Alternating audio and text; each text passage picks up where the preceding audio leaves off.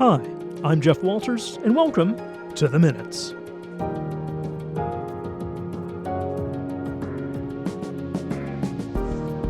And thanks for listening today. It's great to have you along on The Minutes for the week of April the 28th, 2025. This is a City of Thunder Bay podcast. The Minutes takes a look at what happened at Thunder Bay City Council this past week. You can find The Minutes wherever you get your podcasts, including our YouTube channel and our website, thunderbay.ca/The Minutes. If you want to keep your finger on the pulse of what's happening at City Hall, just hit that subscribe button. On this episode, I'll have a rundown of what happened at Thunder Bay City Council this week, as well an interview with Rilee Willianen, the encampment lead with the city. A decision was made last night on a location for the temporary village, and we'll hear all about it. But first, Council started off its meeting by moving around the agenda. Council moved the temporary village item from later in the evening to the beginning of the night. This resulted in a 4-hour discussion, and we'll hear more about that discussion later on in the minutes. As well, due to the length of the meeting, 5 items were withdrawn from the agenda, which will be presented at a later date. Those items include the 2024 Safety Report, the Assessment Growth Funds Report, and that highlights how the city will use money from assessment growth in the future. There was also a report on the impact of U.S. tariffs on city purchases, a guiding financial principles policy, and a plan for animal services. All 5 of these items will come back to Council in the near future. Earlier in the evening, Council was at the Tbaytel annual general meeting. The appointment of an auditor, along with the board chair, took place at the event, along with the approval of the annual financial statements.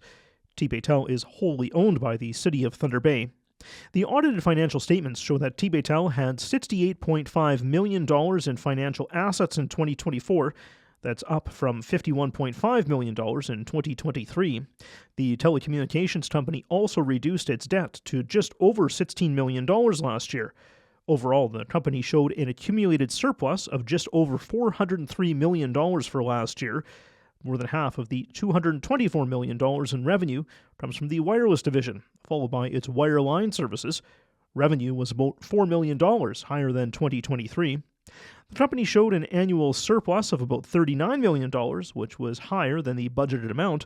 Last year, Tbaytel transferred $19.5 million to the City of Thunder Bay. A few announcements on Monday night. Councillor Dominic Pastorino will have a Northwood Ward meeting on April the 30th at 7 p.m. It will take place at the Kinsman Centre on James Street. Councillor Kristen Oliver will have a Westfort Ward meeting on May the 14th. It will start at 7 p.m. and take place at the West Thunder Community Centre. The city will also host a town hall in May, and that will allow the public to come and meet city administration. The event is an open house style. It'll take place on Tuesday, May the 13th, running from 6:30 until 8 p.m. at the West Thunder Community Centre. And City Manager John Collin announced that it was the National Day of Mourning at Council. The day relates to reflecting and remembering injured workers, as well as people who became ill and those who are killed on the job. April 28th is the National Day of Mourning.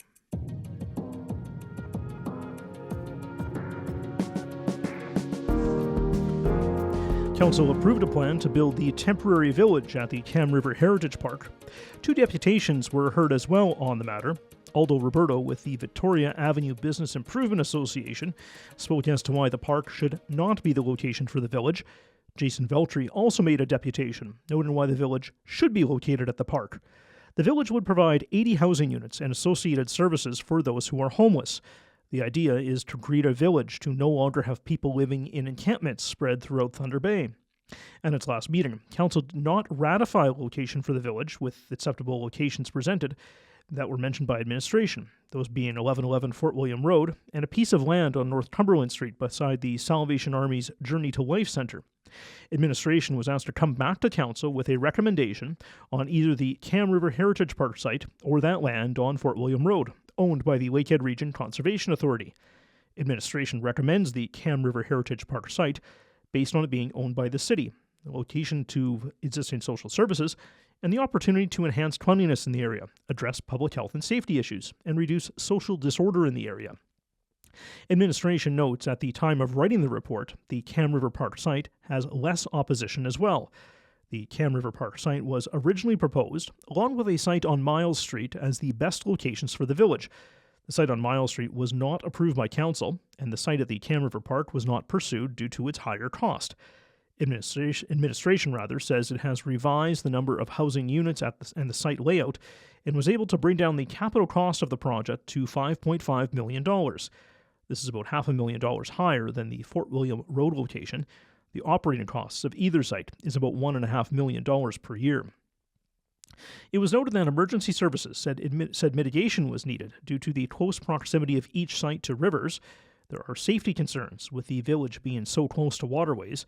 A major retail landowner and business owner were opposed to the site on Fort William Road, noting concerns over theft, vandalism, hazardous waste, and proximity to businesses selling alcohol and cannabis. Community groups, as well as those who have lived in encampments, favored the Kam River site, mainly due to its location.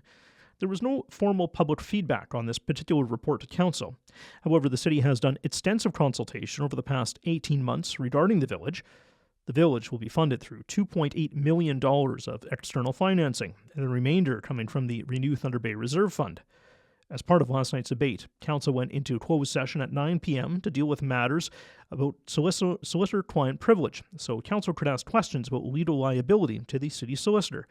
That discussion lasted about 45 minutes. Council then came out and had further discussion.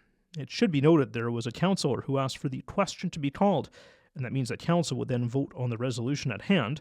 Debate occurred around calling the question, and then substantial debate on the resolution regarding the temporary village continued. In the end, Council passed the recommendation to proceed with the Kam River Heritage Park site, but ratification is required on the issue, and that will take place next week.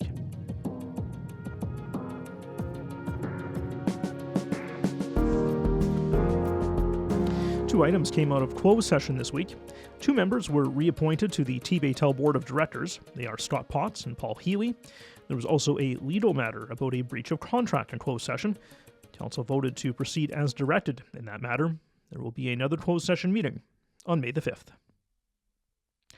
Council approved the pillars for the Create, Connect, Grow culture plan. The plan was created by a consultant, which includes celebration and promotion, spaces and places, community and connection, honoring and supporting Indigenous arts, culture and heritage, and leadership and support.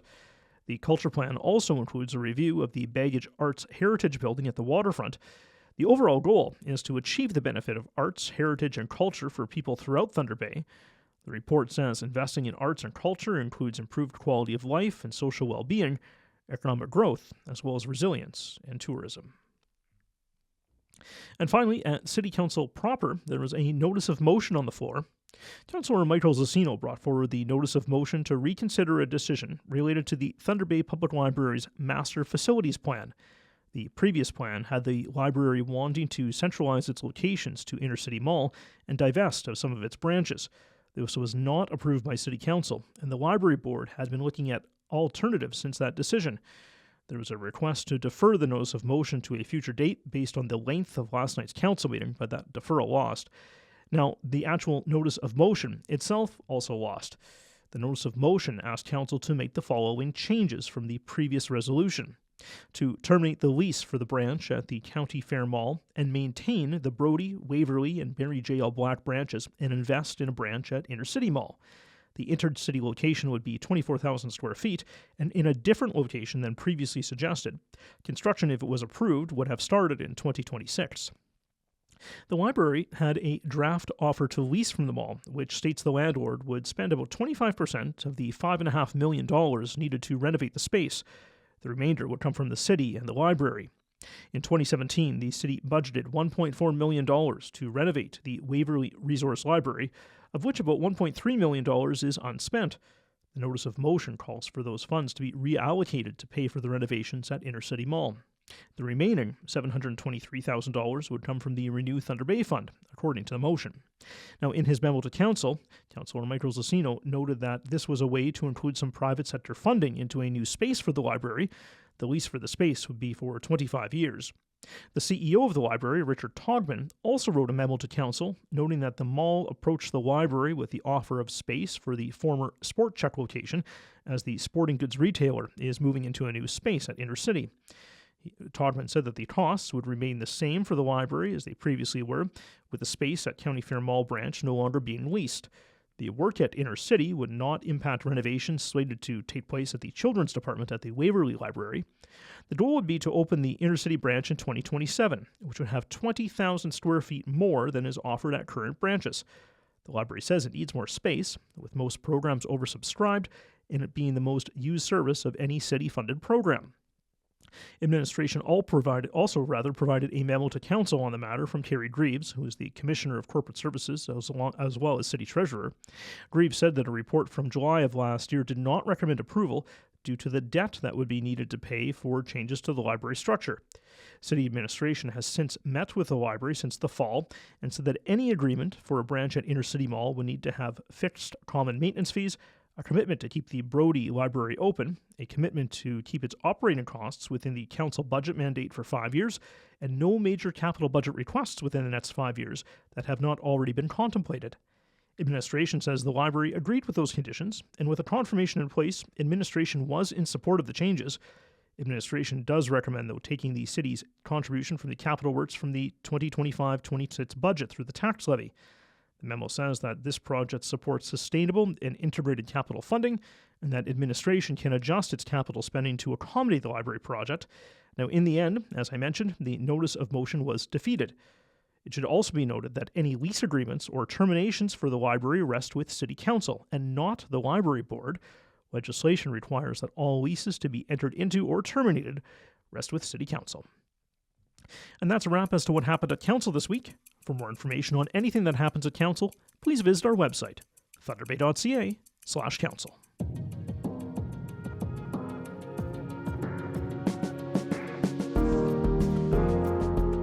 We have talked a lot about the temporary village here on the Minutes. Site locations have changed, along with Council looking for additional options as to where the temporary village should go. At City Council this week, a decision was made. It still has to be ratified, but it puts the temporary village at the Kam River Heritage Park. Rilee Willianen is the encampment lead for the city. Rilee, thanks for coming into the Minute Studio today. Thanks, Jeff. So you are the person with the most, times to come into the studio, right? So congratulations. I don't have a prize for you, but I guess you can take it as, you're the most experienced on the Minutes. Thank you. Yeah, the show's going to be yours one day, right? So for sure. Yeah, okay.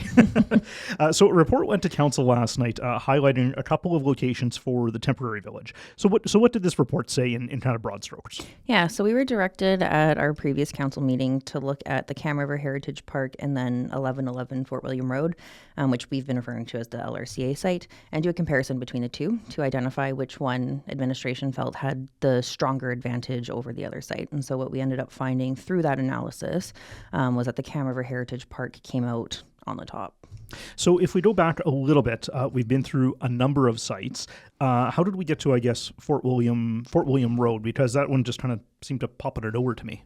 Yeah, certainly. So the Fort William Road was identified because of the ranked analysis that we did. So Kam River Heritage Park did also rank highly in the analysis. However, it was cost prohibitive. The budget, the infrastructure and capital budget exceeds what the previous $5 million approved was. So it didn't come back as the recommendation. We had to find another one, which was the LRCA site. But then when council directed us to examine both of them, that opened the door for us to look at the Kam River site again, find some cost optimizations, and to bring those capital and infrastructure costs down. So what sort of changes then have you made since you looked at the Kam River Park the first time? Yeah, so primarily the changes were the previous estimate was based on 100 units, so that's dropped to 80. And then the site layout was revised a little bit to find some cost optimizations. And then additionally, the first time we brought forward Kam River, the wintertime construction costs added a premium, and those are no longer factored into that. Okay, because you can build it now in the upcoming summer. Yeah. Okay. And if we go back to, I'm going to ask you kind of just a really broad question here regarding all the sites. Can you kind of go through maybe the biggest sites that we've gone through and how we kind of narrowed it down? So take me through, I guess, the process. Certainly. So when we first brought site recommendations to council, we brought 114 Miles Street and then the Kam River site. The recommendation at that time was not accepted by council, so then we went back to the drawing board, took a look again. That's where the LRCA site came from. And then along with the LRCA site, that work resulted in a list of over 30 properties that were considered. That went to council. Council ended up seeing a property on there that they felt was a good fit, which was the Cumberland site. That was then passed but did not receive ratification.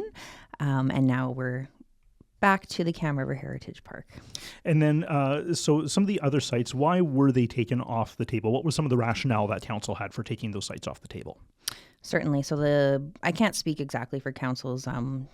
Right, but in broad strokes, what were some of the concerns that we heard? Yeah, the concerns being impacts to the surrounding neighborhoods and businesses, impact on the people who are experiencing unsheltered homelessness, whether they accept the site or would like to be at the site, impacts from the proximity to safety risks, such as waterways and railways. And then these concerns, I guess, are a bit more mitigated at Kam River, is what I'm trying to get at. Yeah, for sure. There's going to be safety risks in every location, no matter where it goes. It's a matter of mitigating those safety risks. So there's lots of planned measures to do that mitigation should the site be ratified, because it still has to be ratified on Monday. Right. Okay. So we have a week from the previous council meeting until ratification. Yeah. A long debate at council, a 4-hour one. Haven't seen one of those for a while. What were some of the things that council was wanting to know from you last night? Yeah, certainly. So council wanted to know about the consultation that we undertook. It was very time limited, so it was pretty directed and specific towards specific groups. But we have been doing consultation on this topic since the inception of it, and that's over 2,000 points of contact. So they wanted to know about consultation, they wanted to know about cost, the operating budget, the capital and infrastructure costs, and then they also wanted to know about the comparison, right? So the essence of last night's meeting was a comparison between the two sites, and so which site had the advantage over the other site. Yeah, and why did Kam River in the end have the big advantage, or at least the advantage over LRCA? Yeah, so when we did this comparison, we went back to the site selection criteria that we've been using all along, and identified where the sites had, one site had an advantage, one site might have had a disadvantage, and then where they might have been similarly aligned. We also added a few other considerations in there, such as cost. So from that analysis, we ended up finding that comparable in terms of their space, so they can both accommodate a large number of units. They are both good for emergency services access, and they both have a high degree of readiness for construction. Where the Kam River site had a bit of an advantage over was the municipal ownership. So the property being municipally owned means we don't have to do external agreements with folks, which just expedites the process, which to access the funding is really important at this point. Very, very close to supportive services. There's 14 or so supportive services within 650 meters to 1.5 kilometers. The area is already an encampment. It has been an encampment for a couple years at this point, so people have familiarity there, and they are indicating by their presence there that that's somewhere that they'd be accepting to be. It also provides some alignment with the growth goals. So the infrastructure investment of $2 million into the service upgrades with power, sewer, water can be used in the future for revitalization efforts of that park. And then also there's a perception amongst folks in the community that this village may negatively impact businesses and neighborhoods. And so because of the nature of the site, there's less impact to those concerns that folks have at the perception of. Right. It's a little more behind the scenes, just based on the location. Yep. Where it is. Okay, where do we go from here? We have a site that is now selected, again, not ratified, but a site that's selected. What are kind of the next stages? Yeah, so the next steps, immediate next steps, are launching the request for proposals to get those units and construction pieces sorted out. Then there'll be a separate RFP for the third-party operator, and then also some public engagement just to help folks better understand what the village is and, hear feedback and address that feedback where we can. And what are the timelines? As I remember talking to you last time that there's some pretty strict timelines that we're under. Yeah. So construction has to begin by July and it has to be complete by December. And that's for all the units to be complete by December? Yep. Yeah. Okay. They To note, though, they don't have to be fully occupied by December. So although the units have to all be physically there, the people who enter the village will take a phased approach to occupancy, so it won't be 80 individuals right from the get-go. Okay, and why are you doing that phased approach? Yeah, so it's to give folks time to familiarize themselves with the village, both for the residents and the staff that will be working there, also for the neighborhood too. And by taking that phased approach, if there are measures that need to be taken in order to enhance the operations, then that can be done much more easily with a lower amount of people.